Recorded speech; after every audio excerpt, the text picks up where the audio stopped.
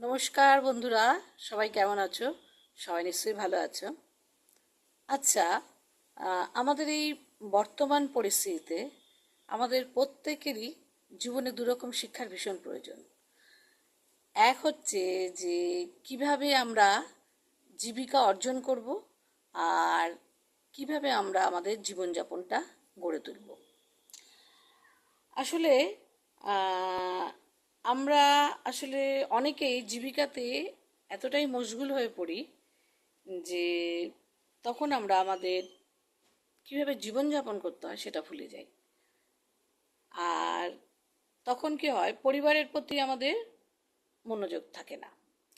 আমরা আমাদের জীবিকার প্রতি এতটাই মশগুল যে আমরা সামাজিক দায়িত্ব, পারিবারিক দায়িত্বের প্রতি উদাসীন হয়ে পড়ি।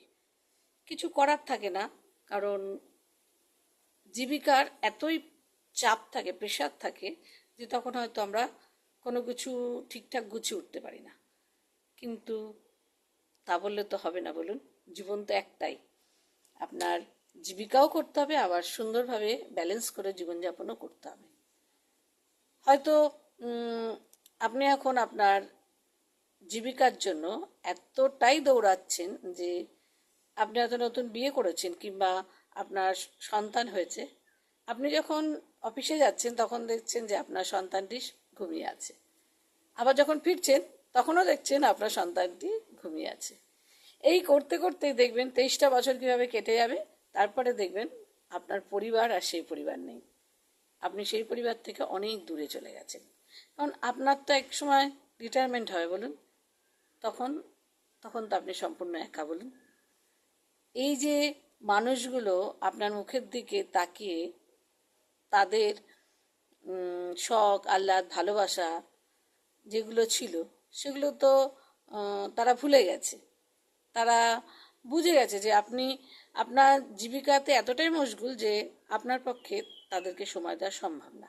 তাই তারা তাদের মতো করে ভালো থাকাটাকে বেছে নিয়েছে। কিন্তু এটাকে ঠিক, এটা তো ঠিক না। যেমন আমাদের জীবিকার প্রয়োজন, তেমনি আমাদের সঠিক জীবনযাপনেরও প্রয়োজন। আর যখন আমরা আমাদের পরিবারের দিকে শেষ সময় ফিরে তাকাই, তখন আমাদের কিছু করার থাকে না।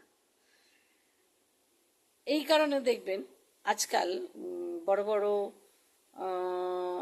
আইটি সেক্টর বলুন, বড় বড় প্রতিষ্ঠানে অনেক ছেলে মেয়ে